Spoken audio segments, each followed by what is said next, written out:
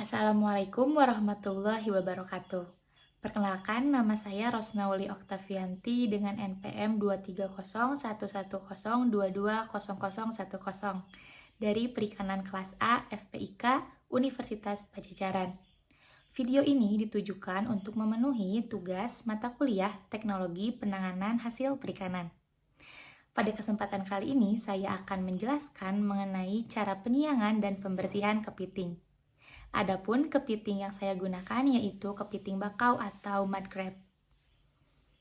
Menurut Carpenter 2001, Scylla atau yang juga dikenal sebagai kepiting bakau besar atau giant mangrove crab, disebut juga mud crab, adalah sejenis kepiting bakau yang menyebar luas mulai dari pantai-pantai Asia Timur, Tenggara, Selatan, hingga ke Laut Merah.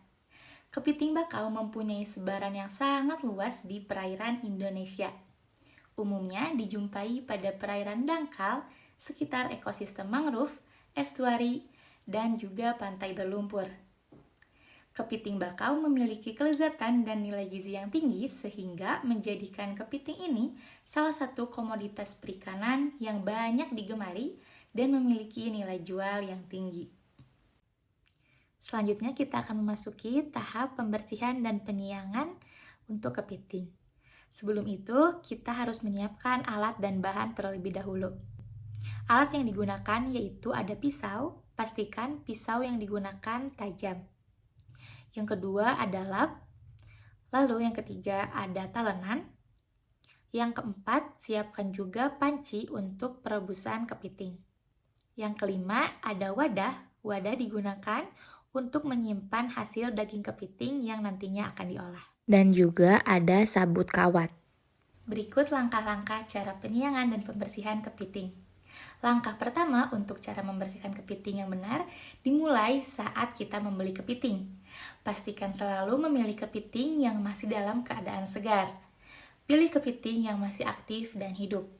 Hal ini berguna untuk menghindari kepiting yang sudah mati berhari-hari karena sangat mungkin bagian dalamnya sudah membusuk dan mencemari bagian dagingnya. Selain itu, manfaat dari memilih kepiting yang segar akan memiliki rasa yang lebih manis dan segar pula saat diolah atau dimasak. Langkah kedua, simpan kepiting di lemari es selama 1 jam. Hal ini akan memperlambat metabolisme kepiting. Karena mud crab dapat mati dengan mudah ketika disimpan di suhu rendah. Selain itu, fungsi dari menyimpan di lemari es akan memudahkan kita dalam proses pembersihan dan penyiangan kepiting. Ini juga berguna bagi daging kepiting agar tetap juicy dan juga plump. Untuk memastikan kepiting sudah mati atau belum, kita dapat menusuk pada bagian jantung kepiting yang letak jantung tersebut ada di tengah-tengah seperti pada gambar berikut. Tusukan pada bagian jantung kepiting. Biasanya untuk kepiting yang benar-benar sudah mati akan mengeluarkan cairan ketika ditusuk. Tahap ketiga yaitu tahap penyikatan atau penggosokan pada cangkang. Cara membersihkan pada tahap ini sangat penting untuk dilakukan. Hal ini karena bagian cangkang kepiting bisa saja mengandung kotoran yang menempel di dalam cangkangnya. Mengingat kepiting bakau memiliki habitat hidup yang terpapar langsung dengan lumpur dan air dalam intensitas yang tinggi, penting bagi kita untuk cermat dalam membersihkan cangkangnya sebelum diolah dan dikonsumsi. Selain itu, pastikan juga untuk membilas semua bagian kepiting yang mungkin akan digunakan pada proses pengolahan. Selanjutnya, kita pisahkan terlebih dahulu kaki-kaki pada kepiting. Langkah keempat yaitu proses perebusan pada kepiting. Rebus kepiting selama sekitar 15 menit. Nah, merebus kepiting ini akan mempermudah kita saat membuka cangkang kepiting yang keras tanpa merusak cangkang tersebut. Selanjutnya, kita pisahkan bagian capit dan kaki dari karapaks kepiting. Langkah kelima, membuka cangkang kepiting dengan menarik cangkang dan tubuh kepiting kedua arah berlawanan hingga tubuh bagian dalam kepiting dapat terlihat dan cangkang dapat terbuka dengan sempurna. Langkah untuk membersihkan kepiting berikutnya adalah dengan melepaskan dan membuang bagian insang dan mandibula pada kepiting. Ini adalah bagian tomali. Tomali merupakan jaringan pencernaan yang berfungsi sebagai hati dan pankreas.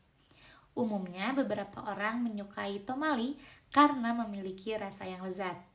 Maka kita dapat mengambil dan menyimpan tomali untuk nantinya diolah kembali. Selanjutnya, ambil bagian daging pada bagian dalam karapaks dengan sedikit ditekan secara perlahan. Pastikan daging dalam keadaan utuh dan tidak hancur. Ambil daging dan masukkan daging ke dalam wadah.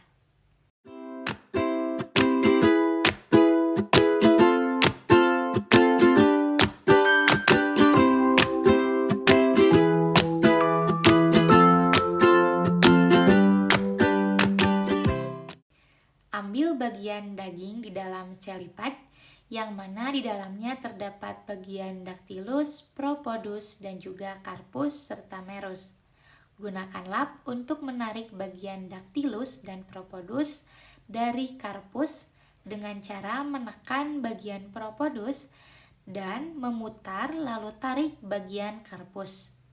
Nah, di sini kita dapat melihat bagian dagingnya. Gunakan sisi bagian belakang pisau untuk memecah cangkang.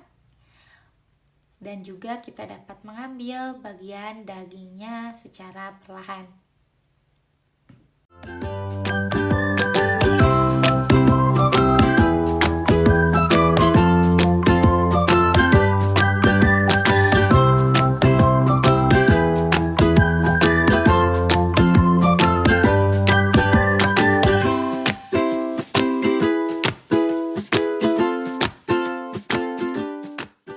Nah, setelah melakukan langkah-langkah pembersihan dan penyiangan, kepiting dapat diolah dan disajikan. Sekian yang dapat saya sampaikan mengenai cara penyiangan dan pembersihan kepiting.